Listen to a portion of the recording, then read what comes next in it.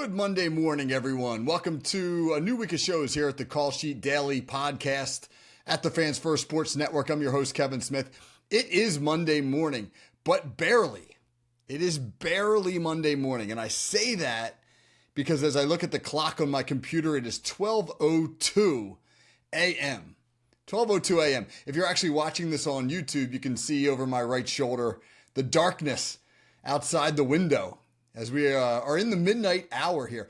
Why am I recording this at 12:02 a.m.? Because I just got done watching the ending of the Baltimore-Buffalo game. And it was like such an outrageous ending.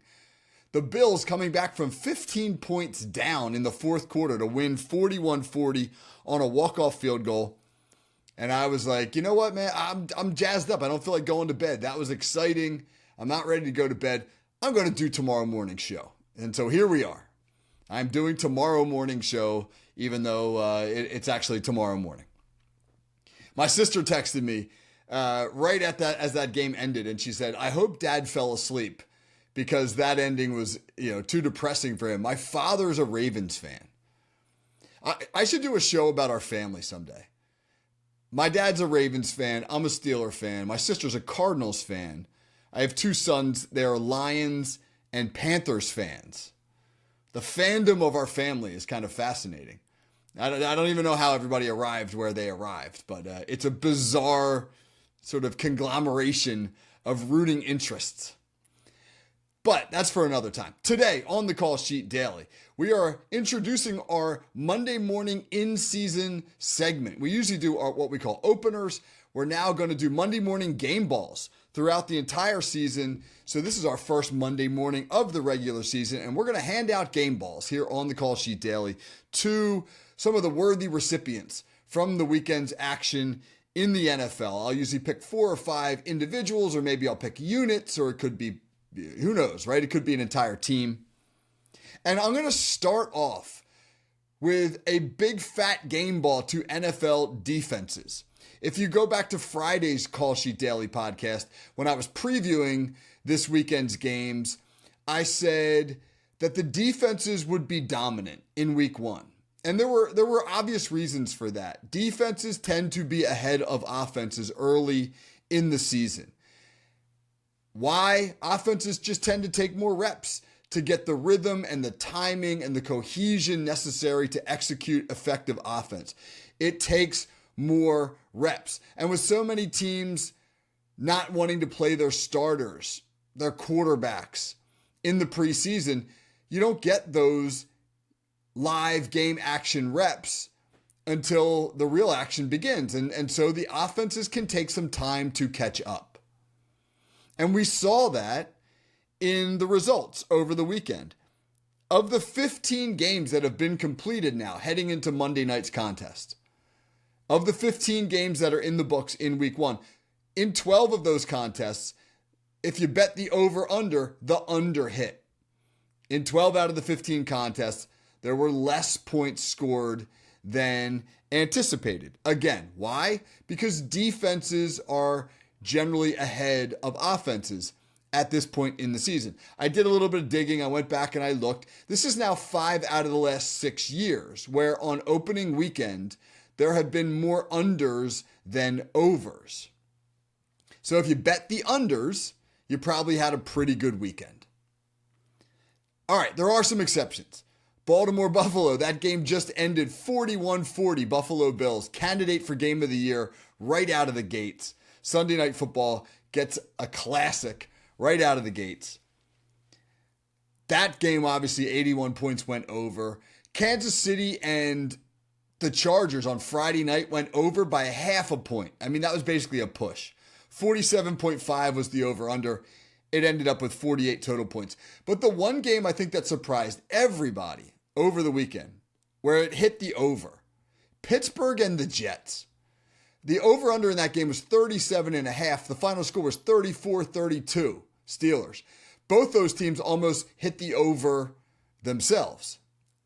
Why did Pittsburgh and New York give us 66 total points? Predominantly because the starting quarterbacks were excellent. So my second set of game balls goes out to Aaron Rodgers and Justin Fields, both of whom, again, played well above expectation. Rodgers, 4 touchdown passes, engineered the Steelers to 34 points. This is a Pittsburgh offense that didn't score more than 17 points in any of its last 5 games last year. He looked comfortable. He looked confident. He was mobile outside the pocket. He threw 3 touchdown passes off of play action, which is a big deal, hinting at his mobility. He maneuvered the pocket well. He threw off platform. I mean, he looked like Aaron Rodgers. Now, he got sacked 4 times, and he got hit on about 7 occasions. And if the Steelers want him to survive the season, they're going to need to clean that up. But Aaron Rodgers looked like Aaron Rodgers. And that's exciting if you're a Steelers fan. And on the other side, Justin Fields, 16 out of 22, 218 yards, ran for 48 yards, 3 total touchdowns. But the thing that leapt out to me about Justin Fields was how accurate he was from the pocket. You know, the line on Justin Fields is, well, you got to get him out of the pocket. You let him run around on the perimeter. You know, you zone read him, you RPO him, you bootleg him. But, you know, you can't keep him in the pocket because he's not that decisive and he's not that accurate. Well, he was both of those things on Sunday against Pittsburgh. And this must be particularly validating for both of those quarterbacks, right? Justin Fields, who the Steelers, let's face it, they said they wanted to keep him, but he signed a 2-year, $40 million deal with the Jets, $20 million a year. For you and me, $20 million a year, that's a beautiful thing. But for an NFL quarterback, that's kind of a bargain, a starting quarterback. If you get your starting quarterback on $20 million a year, kind of a bargain. Point being, had the Steelers really wanted Justin Fields, they could have matched that offer or bettered it. But they didn't. So they basically let him walk. And then, of course, Aaron Rodgers, not only did they let Aaron Rodgers walk in New York, but when Aaron Glenn became the head coach, he called up Aaron Rodgers, who was in California at the time, and requested a meeting. And Aaron Rodgers, on his own dime, flew across the country to meet with some of the coaching staff and the executives, only for the Jets to tell him, we don't want you anymore. We are cutting you. He felt very disrespected by that, probably should have felt disrespected by that. They could have easily told him over the phone. So he has to feel pretty vindicated. They both do, really, to be able to play that well against teams that gave up on them. Game ball number 3. Let's talk about another guy who's been given up on, in this instance by 2 teams. The New York Giants let Daniel Jones walk after he was their starting quarterback for 5 largely unsuccessful seasons. Took him to 1 playoff appearance, but for the most part, his tenure in New York did not meet expectation. He was a first-round pick. People thought that he would become the franchise quarterback in New York, and it didn't happen. And then he caught on with the Vikings last year, and when their starting quarterback, Sam Darnold, elected to leave and go to Seattle, they had an opportunity to let Daniel Jones compete with young J.J. McCarthy for that starting job, and they opted not to. They opted to let Daniel Jones leave. And so he goes to Indianapolis, where he has to compete with Anthony Richardson for the starting job. And surprisingly, Daniel Jones wins the starting job. And I think most people thought, well, that's more of an indictment of Anthony Richardson than it is credit to Daniel Jones. Daniel Jones isn't that good. Richardson must have stunk up the joint. The Colts are ready to give up on Richardson. Don't expect much from Daniel Jones.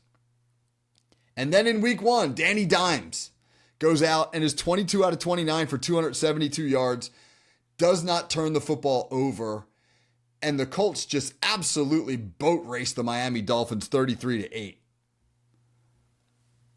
I mean, he's got a good supporting cast, right? He's got a great running back in Jonathan Taylor. The O-line's been good in Indianapolis for a long time. He's got an exciting tight end prospect in Tyler Warren, a decent cast of wide receivers, and a really good play caller in Shane Steichen. You know, there's questions about, is Shane Steichen an effective head coach? But this is a guy who was voted a top 10 play caller in the NFL by his peers, by fellow defensive coaches in the NFL. The structure for Daniel Jones is there in Indianapolis. And I said on our show with Jeff Hartman and Rob Stats Guerrera on what we're calling our NFL buffet show on Pro Football Insiders, I said last week on last week's show, watch out for Daniel Jones, man. He might be for real. So who knows? But congratulations there, Danny Dimes.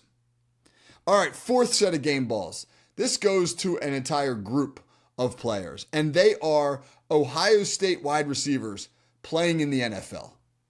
Ohio State alums at the wide receiver position had themselves a day on Sunday. Emeka Egbuka, the first-round pick of the Tampa Bay Buccaneers, Ohio State alum, all-time leading receiver at Ohio State, wrapped up his career with a national championship back in January. In his NFL debut, catches 4 balls for 67 yards and 2 touchdowns, including the game-winning score in the final 2 minutes as Tampa Bay gets past Atlanta. It's not surprising that Baker Mayfield targeted Emeka Egbuka with the game in the balance. He has quickly emerged as maybe not wide receiver 1 with Mike Evans still there, but it won't be long. I had the opportunity to interview him at the NFL Scouting Combine. He was incredibly engaging and thorough, a guy who clearly loved his craft. I walked away really impressed with him, and I thought to myself, that guy's going to be a pro's pro, and he's off to a great start. Jackson Smith-Njigba, former teammate of his at Ohio State, 124 receiving yards for the Seattle Seahawks. He had 88% of Seattle's receiving yards in that game. That's a franchise record. Another former teammate of both Jackson Smith-Njigba and Emeka Egbuka, Marvin Harrison, Arizona Cardinals, 5 catches for 71 yards and a touchdown as Arizona gets off to a season-opening win, beating the Saints. And then Garrett Wilson in that Jets-Steelers game, 95 receiving yards and a touchdown. The Ohio State wide receivers in the NFL had themselves a day.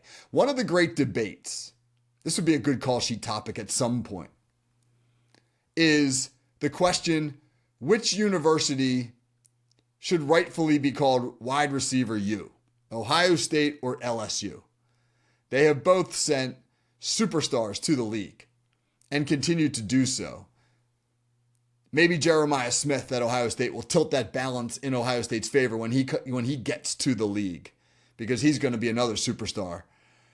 But I think with Ohio State, the answer as to why their receivers are so good is Brian Hartline, who is the current offensive coordinator now, but the longtime wide receivers coach, who I've had the pleasure of seeing at a couple of different clinics.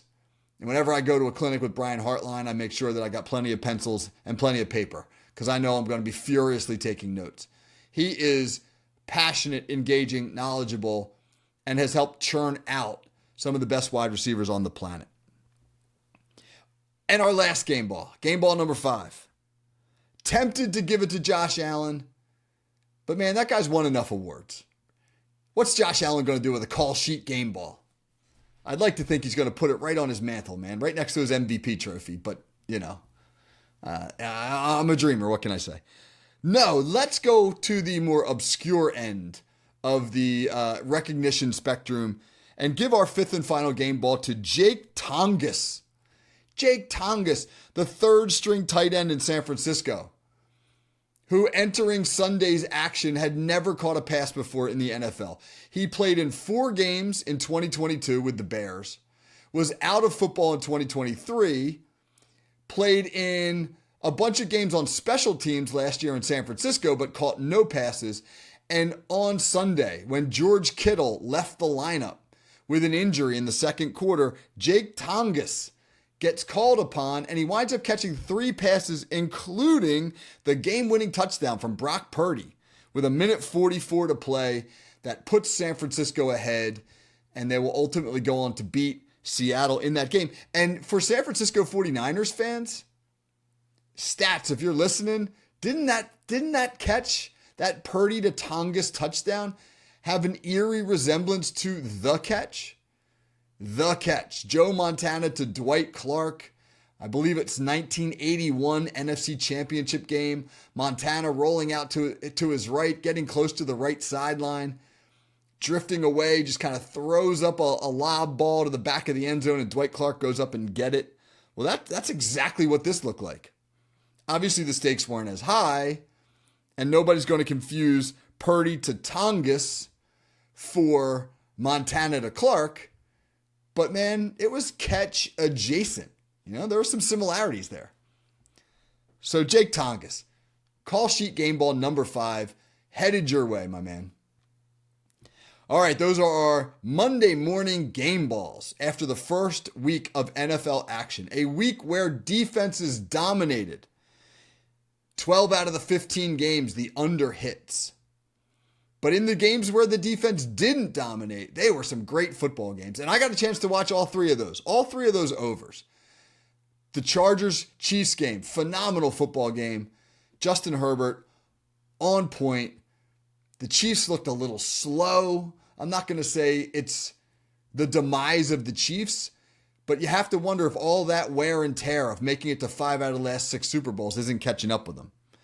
Pittsburgh and the Jets, unbelievably exciting football game that took on a life of its own as it went, and you were expecting a 16-13 game, and you got a shootout.